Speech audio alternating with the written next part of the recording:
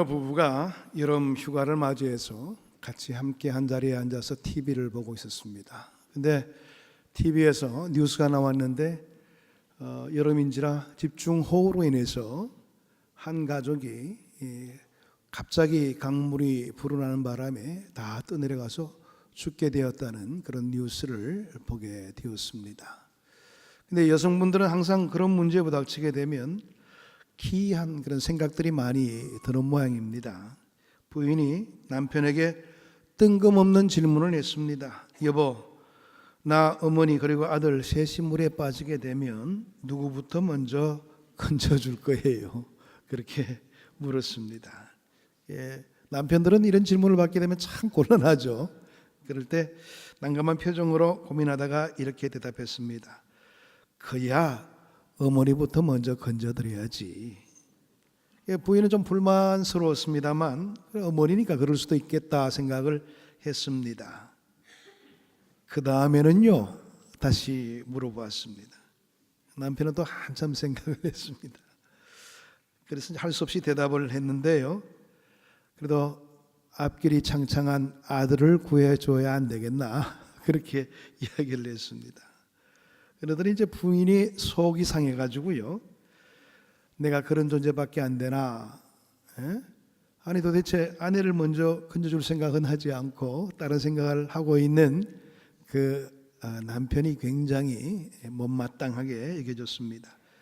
그런데 여성분들 가운데서는 그런 분들이 좀 있는 것 같아요. 한 가지 일에 집중하게 되면 그 일에 이제 고민에 빠져들게 되었다가 나중에는 우울증 증세까지 보이게 되는 그런 일이 생기고 말았습니다. 혼자 괴로워하다가 정신과 의사를 찾아가서 자초지종의 이야기를 그 의사에게 다 하게 되었습니다. 내가 이렇게 무시받고 살고 있다고 그렇게 이야기를 했습니다.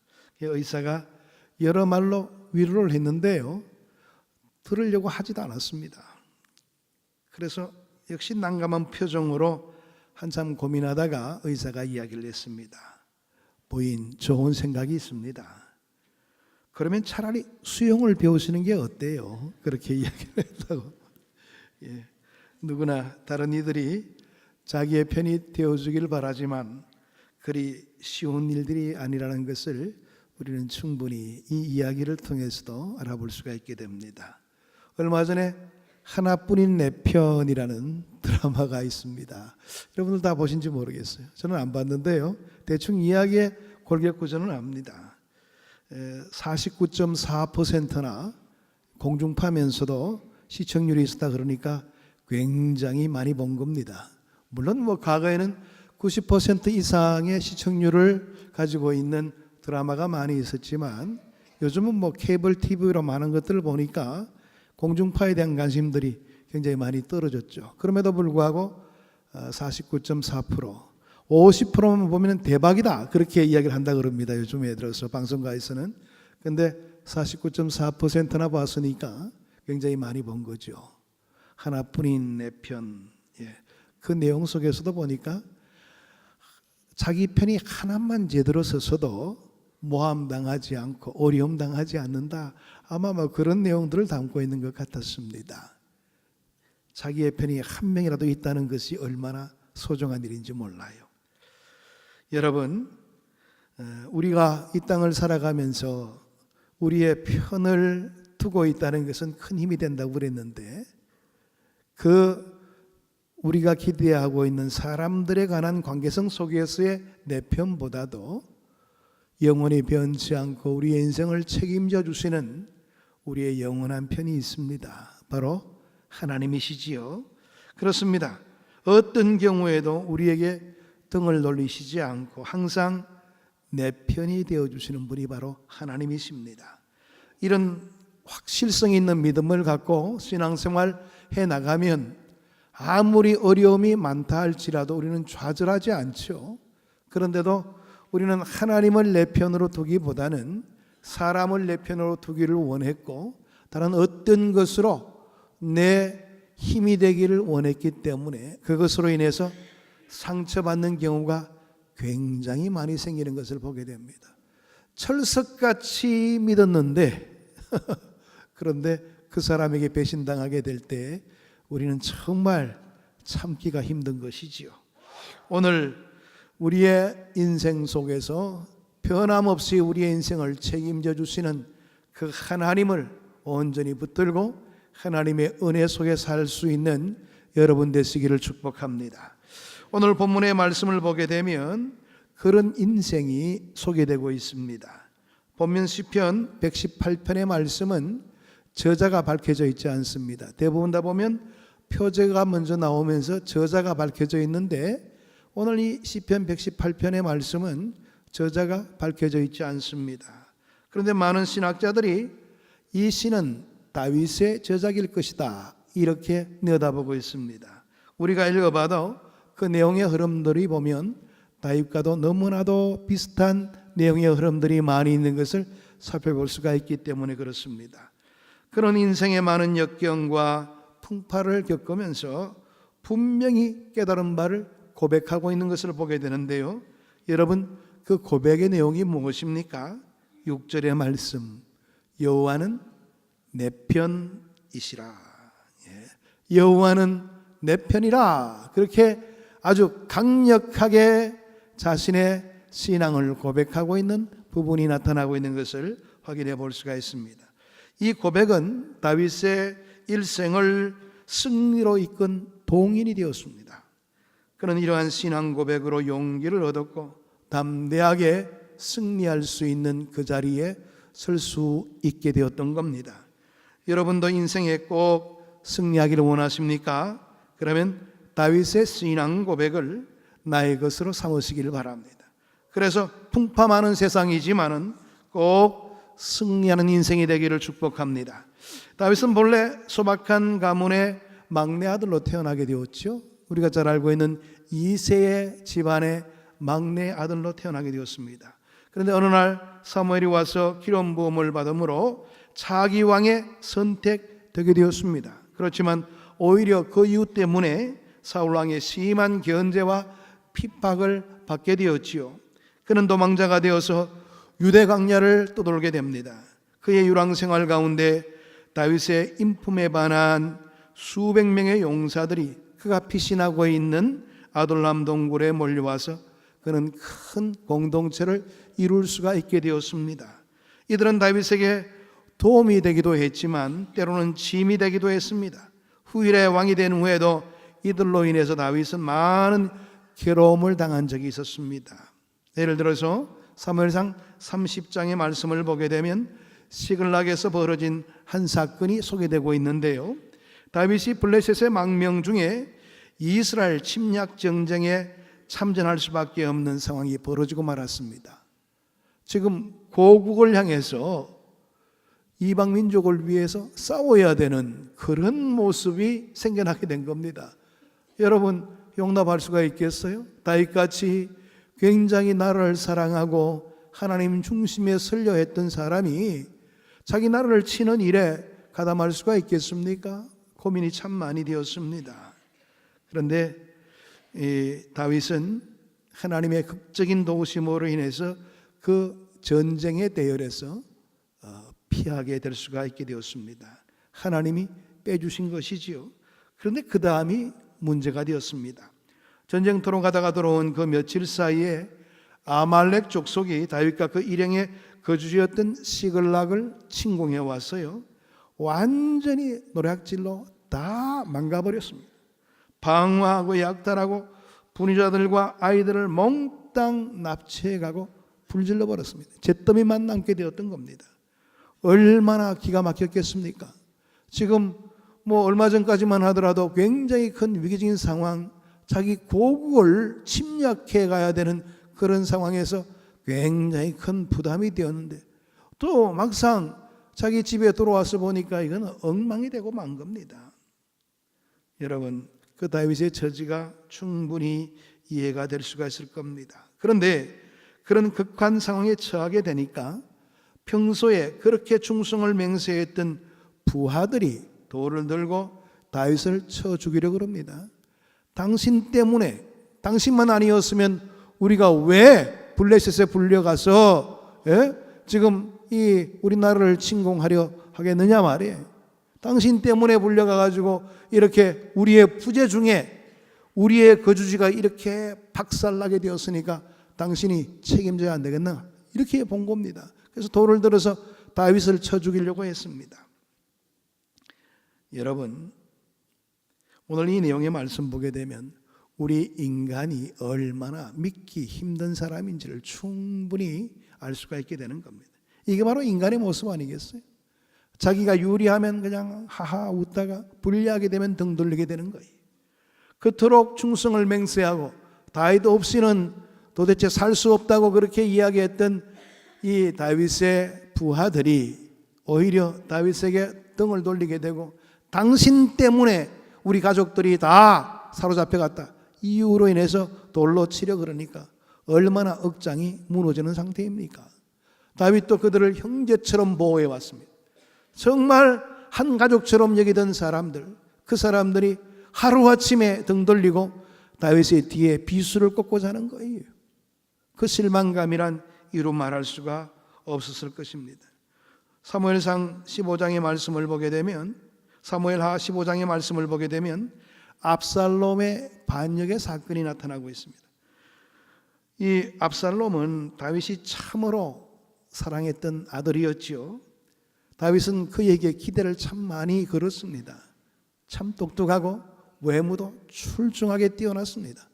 많은 사람들이 이 아들에게 마음을 빼앗길 정도로 많은 사람들의 마음을 샀던 사람이기도 했습니다. 그러니까 다윗도 이 아들에게 기대를 많이 걸었으면 틀림이 없습니다.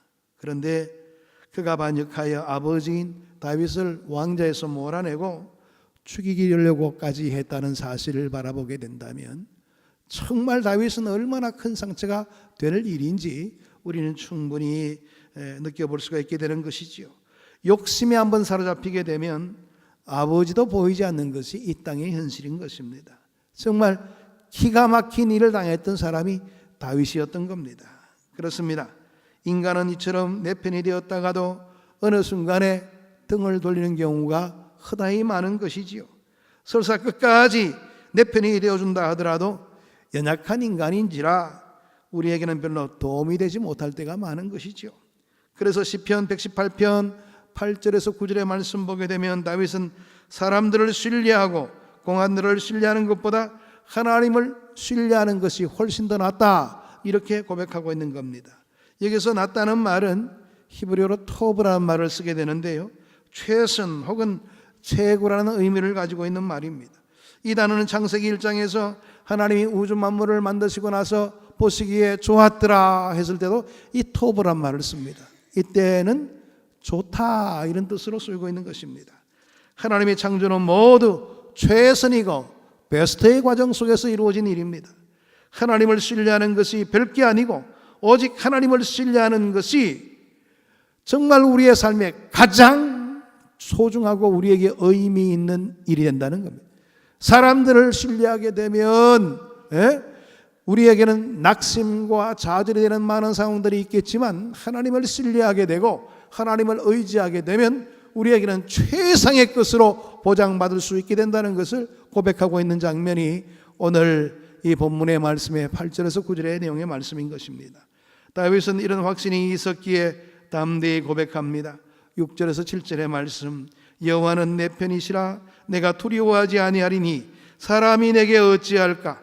여호와께서 내 편이 되사 나를 돕는 자 중에 계시니 그러므로 나를 미워하는 자들에게 보응하시는 것을 내가 보리로다. 하나님이 내 편이 되시니 사람들이 어찌 나를 해할 수가 있겠는가. 나를 해하려는 사람들도 하나님께서 나를 지켜주심으로 반드시 그들을 다 보응해 주실 거다. 내 편이 되어 주심으로 그 일의 해결자가 되어 주실 것이라, 이렇게 다윗은 고백하고 있는 겁니다. 하나님이 내 편이 되시기에 두려울 것이 없다는 것이지요. 하나님이 내 편이시면은 천하의 무적이 될 수 있다는 것을 고백하고 있는 겁니다. 여러분, 다윗의 최고 자산은 하나님이셨습니다. 그의 재산도 그의 왕권도 주변 사람들도 아니었습니다. 오직 하나님 한 분밖에 다윗에게서는 주된 믿음의 대상이 없었던 겁니다. 이것은 이론적인 이야기가 아닙니다. 그가 인생 역정 가운데 절실히 체험한 결과 마음속에 솟구치고 있는 진솔한 고백의 내용의 말씀임을 우리는 알아야 됩니다. 부디 저와 여러분들도 다윗처럼 오직 하나님이 내 편이라는 고백을 가지시고 담대하게 승리하며 살아가는 여러분 되시기를 축복합니다. 우리가 예수 그리스도를 믿으면 분명한 하나님의 자녀가 되는 것이지요. 그 확신으로 우리는 하나님을 절대 신뢰해야 되는 것입니다. 하나님은 우리를 결코 버리지 않습니다. 설사 부모는 버려도 하나님은 버리지 않습니다. 시편 27편 10절의 말씀 보게 되면 다윗은 이렇게 고백합니다. 내 부모는 나를 버렸으나 여호와는 나를 영접하시리이다. 물론 부모가 자녀를 버리는 경우 흔치 않지요. 만약 그럼에도 불구하고 부모가 자녀를 버린다 할지라도 하나님은 절대로 우리를 버리지 않는다. 다윗은 고백하고 있는 겁니다. 이사야 49장 15절에서 16절의 말씀에도 이와 같은 말씀이 있습니다. 여인이 어찌 그 젖먹는 자식을 잊겠으며 자기 태에서 난 아들을 긍휼히 여기지 않겠느냐. 그들은 혹시 잊을지라도 나는 너를 잊지 않을 것이라. 내가 너를 내 손바닥에 새겼고 너의 성벽이 항상 내 앞에 있나니. 그래요. 부모들은 자식들을 잊을 수 있는 그런 경우가 혹 있다 할지라도 나는 너를 내 손바닥에 너의 이름을 기록했다. 결단코 잊을 리가 없다는 것을 이야기하고 있는 겁니다. 우리가 이런 신뢰를 가지고 나아가게 될 때 하나님은 우리를 더욱더 풍성한 은혜로 채워주실 줄로 믿습니다. 우리의 삶에 이와 같은 믿음이 필요함을 다시 한 번 더 이 말씀을 통해서 확인해 볼 수가 있습니다. 그런데 내가 하나님의 자녀가 되고 하나님이 기본적으로 내 편이 되셨음에도 불구하고 실제적인 면에서 하나님이 내 편이 되어주지 않은 것처럼 느껴질 때가 있을 경우가 있죠. 왜 그럴까요?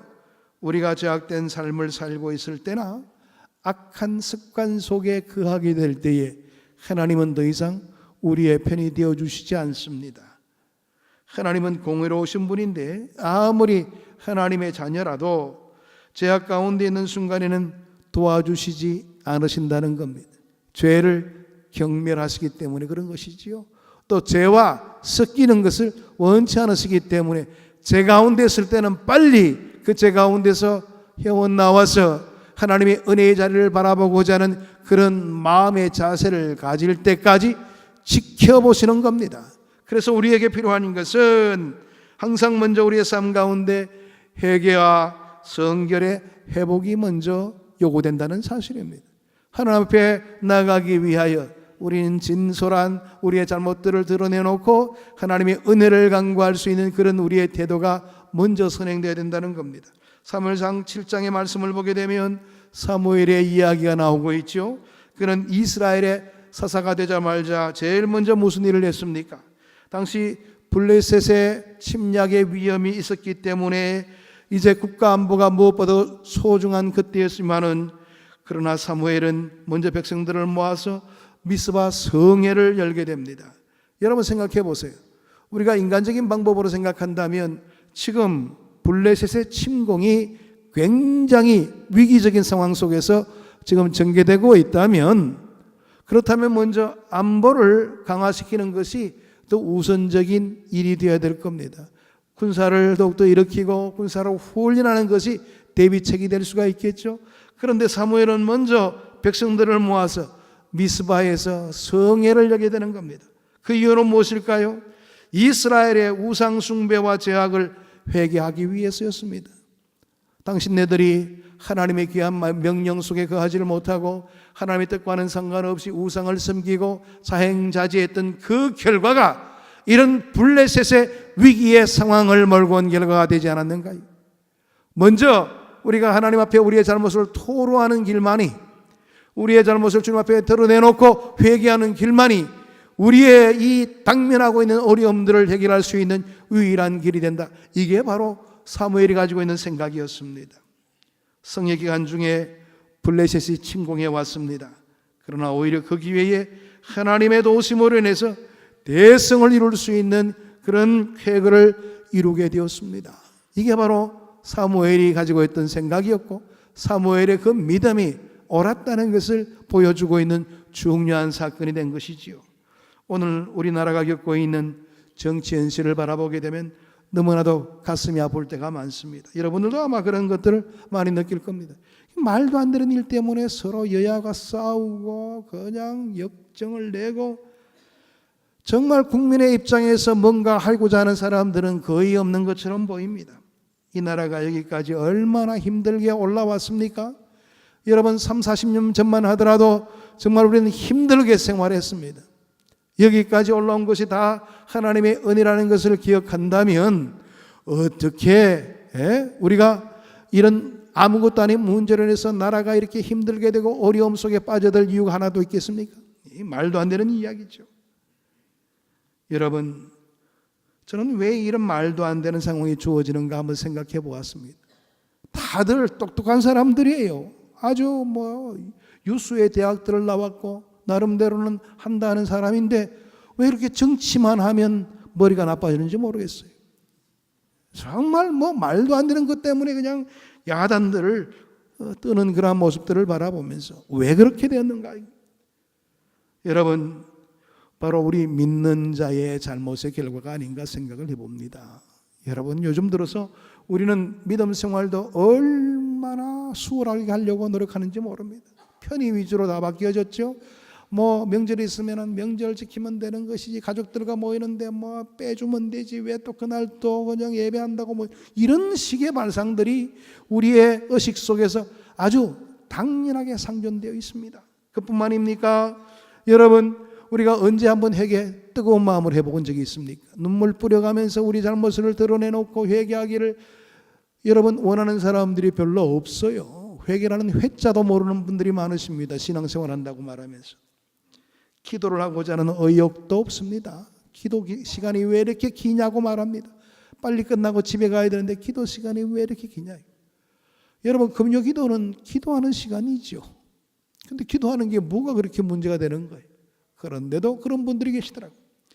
여러분, 이런 우리의 모습을 깨닫도록 만들기 위한 하나님의 채찍이 아닌가 말이에요. 우리의 당면하고 있는 이 모든 문제를 해결하기 위한 것은 정책의 실패도 아니요, 또 다른 어떤 것에 계획이 부족해서 그런 것도 아니고요.